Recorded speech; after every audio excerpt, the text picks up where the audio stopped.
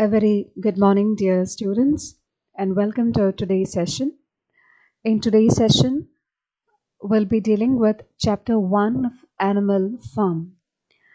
I hope you remember the last two classes where you were introduced to the author George Orwell and also to the um, novel Animal Farm, the background of Animal Farm as an allegorical novel, as a satire, as a beast fable, and also the major characters of Animal Farm were also introduced in the last class.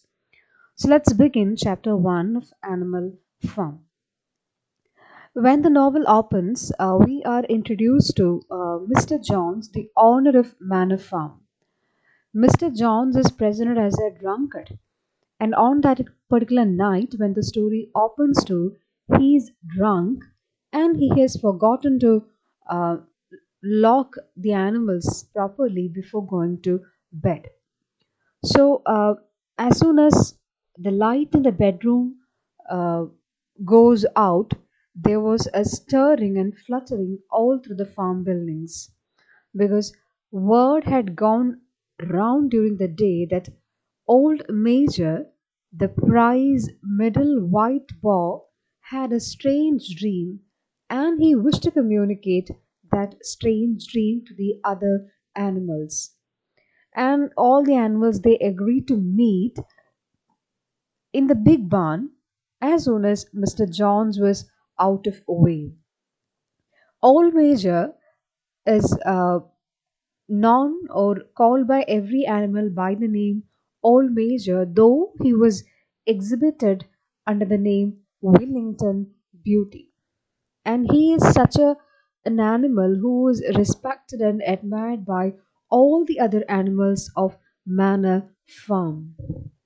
So the meeting is about to begin. Old Major has placed himself at one end of the big barn on a raised platform, and he is described as a 12 years old pig, very stout, very majestic looking pig who's wise and at the same time very benevolent. So the meeting is about to begin, and all the animals have come for the meeting. And the animals are described according to their arrival. And first came the dogs, three dogs, Bluebell, Jessie, and Pincher. And the dogs were followed by pigs, and they immediately settled down in the um in front of the platform. Follow after the pigs came the hens, the pigeons, and then came the two cart horses. I hope you remember the cart horses in our novel, Boxer and Clover. Clover is described as a motherly horse, whereas Boxer is a very loyal horse who's very hardworking. He is described as a very enormous beast, very huge, nearly 18 hands high, and as strong as two ordinary horses put together. And though Boxer has got a stupid appearance, though he is at times foolish, that he is not of first rate intelligence, he is respected by all the animals for his steadiness of character and the hard working attitude. So after Boxer and Clover came Muriel. Muriel is a white goat. Along with Muriel, then there was Benjamin the donkey. Then Benjamin is described as a cynic who seldom talks. He is very bad tempered, and he always makes the kind of cynical remarks.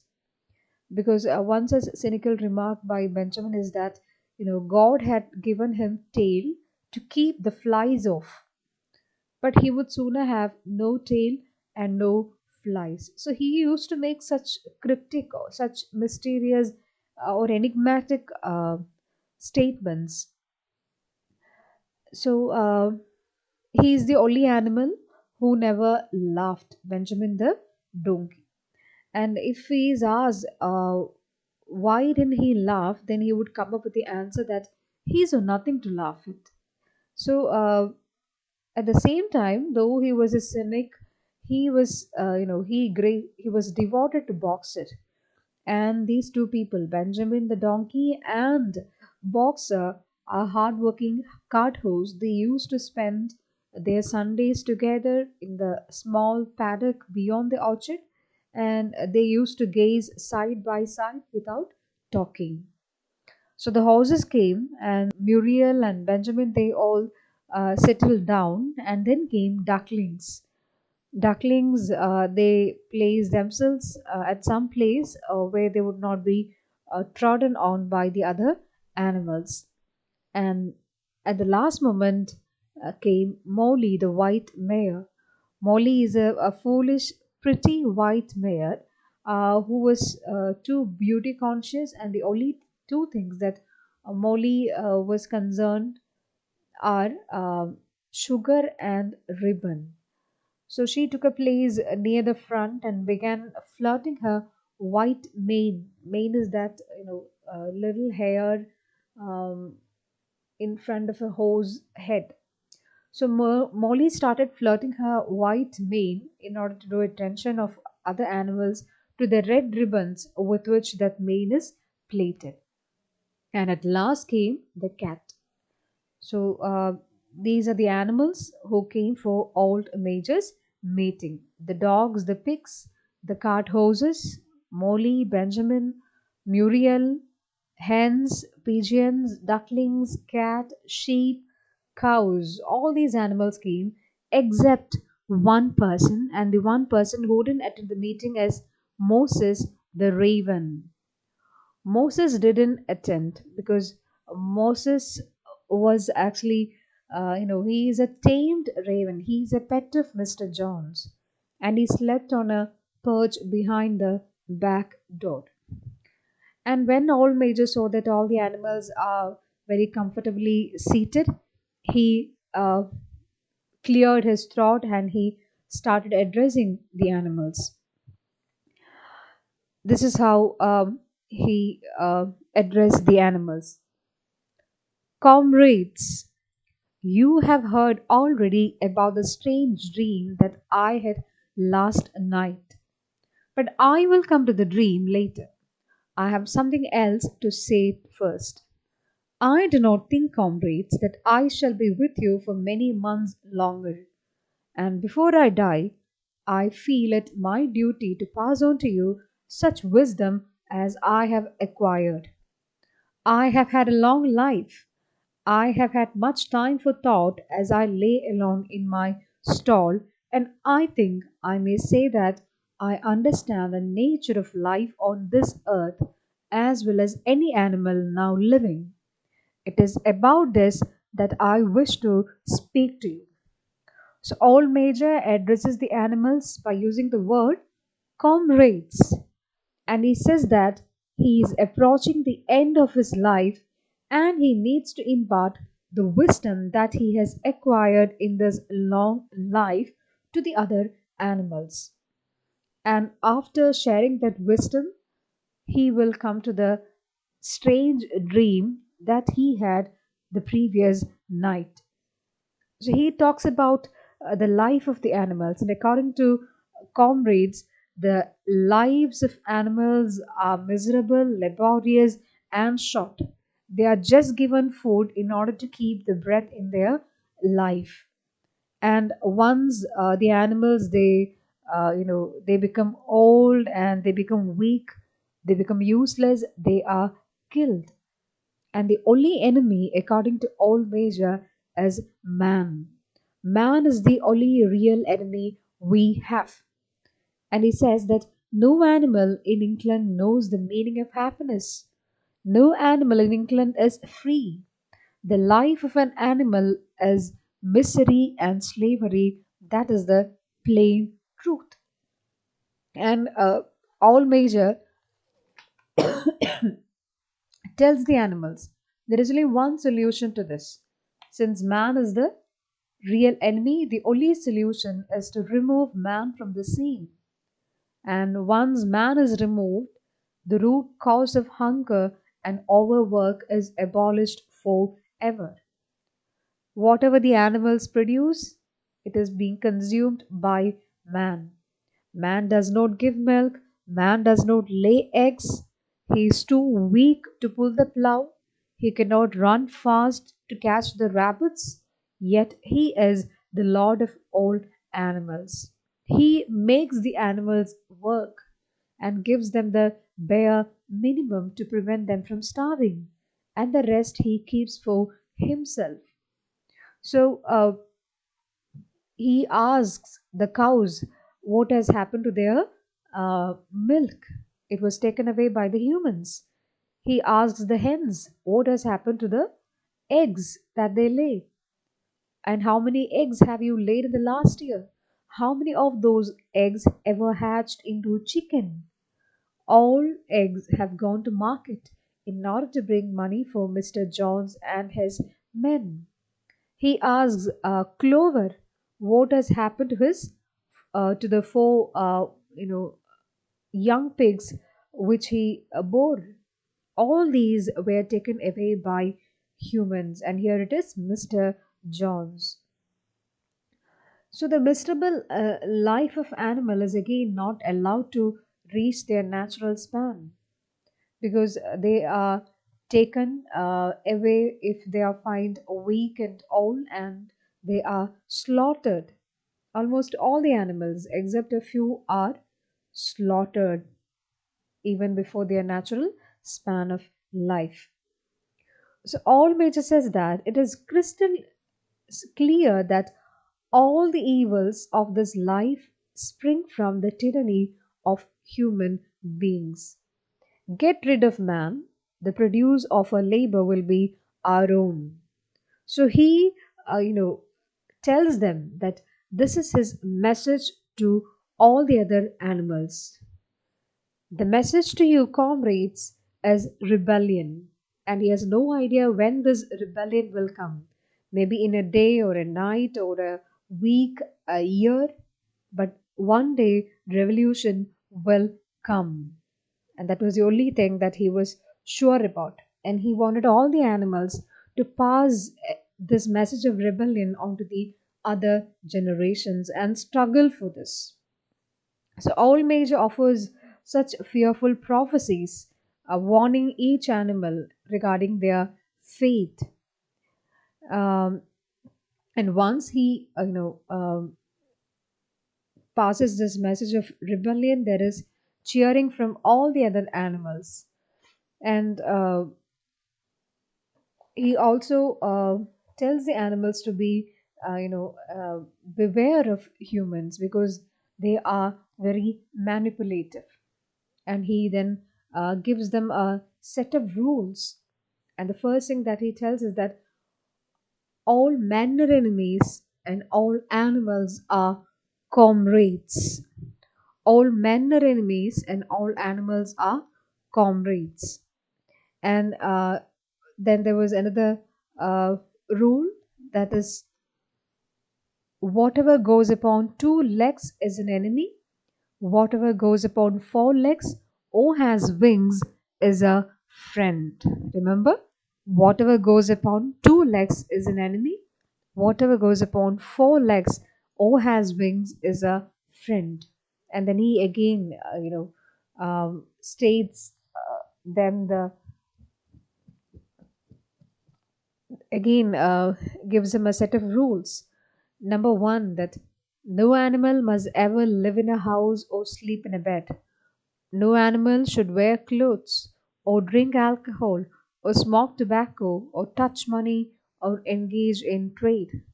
No animal must ever kill any other animal. All animals are equal. This is the message that all major says to all the other animals, the message of rebellion and these set of rules. And then at the end of the meeting, he talks about the strange meeting he had, which was about a song that the animals used to sing during those days. And the song is titled Beasts of England. He sings the song for all the other animals, and he asks the other animals also to by heart and sing with him together. All the animals, they were too excited, and they almost sung the animals. Even the stupidest of the animals already picked up the tune and a few words. The cleverer ones, that is dogs and pigs, they already learned the entire song by heart within a few minutes. All the animals unanimously they sang the song Beasts of England together. So there was a huge uproar because they sang the song five. So the animals they sang the song for 5 times in succession, and the entire commotion made by singing woke up Mr. Jones.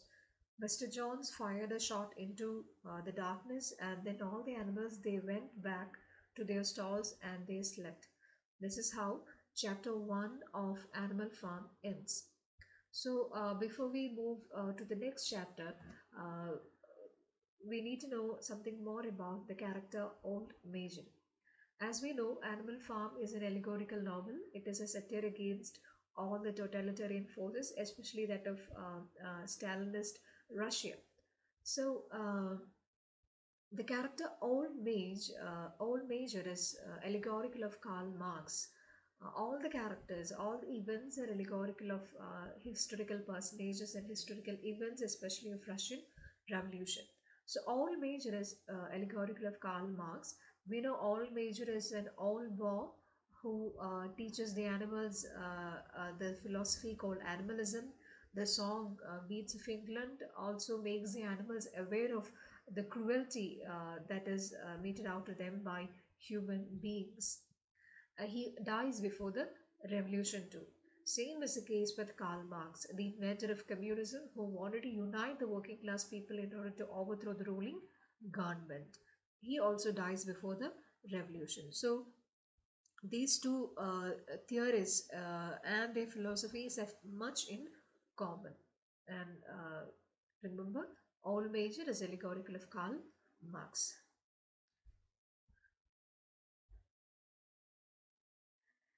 Now let's move on to the next chapter, chapter 2 of Animal Farm. Chapter 2 begins with the death of Old Major. Old Major dies 3 nights later in early March. And over the next 3 months, there was much secret activity going on in Animal Farm. The major speech had given the more intelligent animals on the farm a completely new outlook on life. The animals had no idea when this rebellion predicted by old Major would happen, but they were quite sure that it would happen and they should prepare themselves for the rebellion. So, quite naturally, uh, the duty to prepare the animals for the rebellion fell upon the intelligentsia, the pig, as they were considered as the cleverest of the animals. So, the pigs they started teaching the animals and organizing them for the rebellion. And the prominent among the pigs were the cunning Napoleon and the idealist Snowball. Snowball is described as a large, rather fierce looking Berkshire bull, the only Berkshire on the farm, not much of a talker, but with a reputation for getting his own way. Whereas Snowball is a more vivacious pig than Napoleon, quicker in speech and more inventive, but he was not considered to have the same depth of character. And all the other pigs on the farm were porkers, and the best known among the porkers were Squealer. Squealer with round cheeks, twinkling eyes, nimble movements, and a shrill voice. Squealer could be called the voice of the rebellion in the sense he was a brilliant talker. He was very persuasive that he could convince any animal whenever they come up with their apprehensions regarding the rebellion or what is going to happen after rebellion.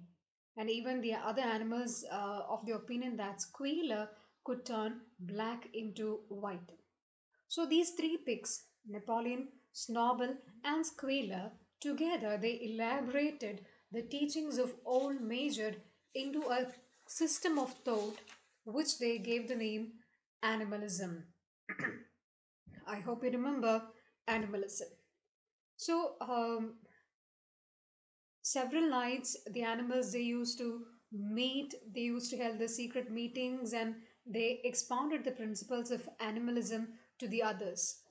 Some of the animals they still talked about their loyalty towards Mr. Jones. They even addressed Mr. Jones as master.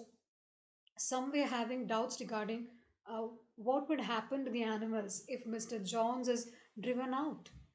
Who's going to feed them? Molly came up with the question of will there be sugar after the rebellion? And all these doubts were answered by the pigs in a very convincing manner. And of all, difficulties they had to face, their major opponent was um, Moses, because Moses, we know Moses is a tame raven. He is a pet of Mr. John's and also a tale bearer and a spy. And he, claimed to know of the existence of a mysterious country called Sugar Candy Mountain. So he said the animals that this place is a beautiful place where the animals go when they die. And many animals believed in sugar candy mountains, but some animals actually hated Moses because he just told all these tales and did no work. And the pigs they had to argue very hard to persuade them that there was no such place called sugar candy mountain. And if we look into the allegorical significance of Moses and the sugar candy mountain, Moses represents the Russian Orthodox Church. The Russian Orthodox Church was empowered by Nicholas II, the last of the Tsars, and it was a very wealthy establishment. And then later, when the Bolsheviks came to power, they completely banned religion from USSR. And only later on, we find Stalin reinstated religion to give his dying people something to motivate them. So Moses represents the Russian Orthodoxy Church.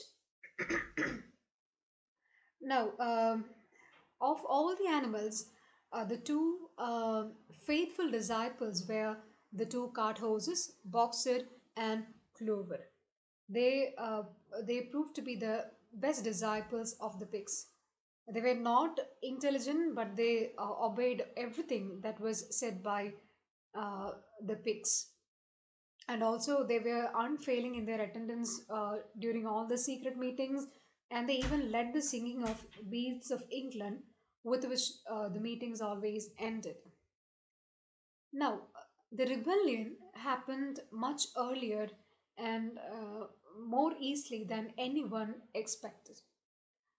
One day, Mr. Jones, on one midsummer eve, on a Saturday, he went to Wellington. He got so drunk and he did not come back till midday on Sunday. So his men they milked the cows in the early morning and they had gone out rabbiting without bothering to feed the animals. When Mr. Jones got back, he immediately went to sleep also.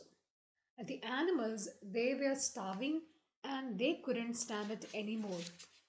So one of the cows broke the door of the store shed with her horn, and all the other animals helped her in doing that. It was then Mr. Jones woke up, and next moment he and his men they came lashing out in all directions, and this was something the animals couldn't bear because they were already hungry, and this lashing out they couldn't bear. And they all together they attacked Jones and his men from all sides. The situation went quite out of control. The animals they behaved in such a manner that they were ready to achieve this rebellion, and everything happened in less than 5 minutes that Mr. Jones and his men were chased out of the farm.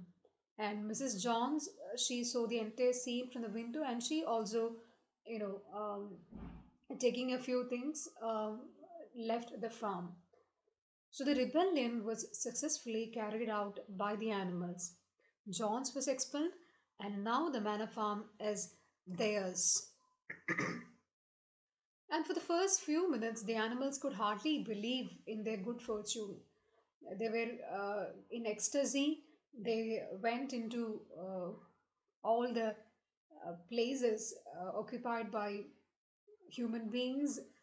They searched every nook and corner of the farm to ensure that no human being is left behind. They went to the harness room where all those, uh, you know, nose rings, chains, cruel knives, all these things with which Mr. Jones used to, inflict cruelty upon the animals were kept. And they threw all these things into fire. Even the ribbons according to, you know, Snobble should be considered as clothes, which are again mark of human beings. So all animals should go naked. Even a ribbon is a symbol of slavery. So he threw even the ribbons into the fire. And seeing this, our dear boxer, he had a small straw hat which he used to wear during summer days in order to keep the flies away. He flung this hat of his also into the fire, and the animals, they went to all these places. They had enough for food. Then they sang beats of England, and they slept that day as they had never slept before. Next morning, when they woke up, they were soon reminded of this glorious incident that happened last day. They all, went down the pasture, and they rushed into the top of it. They gazed around them in clear morning light, and finally, the entire farm was theirs. So, in that ecstasy, they made a tour of inspection of the whole farm, and they were actually, uh, you know, speechless. They admired the plowland, the hayfield, the orchard, the pool, everything looked so beautiful.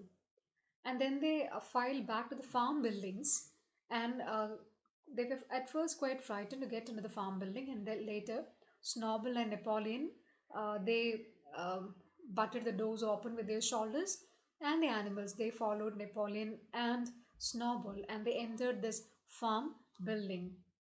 And finally, it was decided unanimously that the farmhouse should be preserved as a museum. Everyone agreed, and there is another interesting thing that happened while the animals, they got into the farm buildings. Um, Molly, she went missing. She got into Mrs. John's bedroom where she saw a pair of blue ribbons, and she, was standing in front of the mirror, admiring herself, holding that, ribbon um, on her, against her shoulders. So again, we see this, that even when the rebellion was going on, Molly was not interested or bothered about the rebellion that is happening.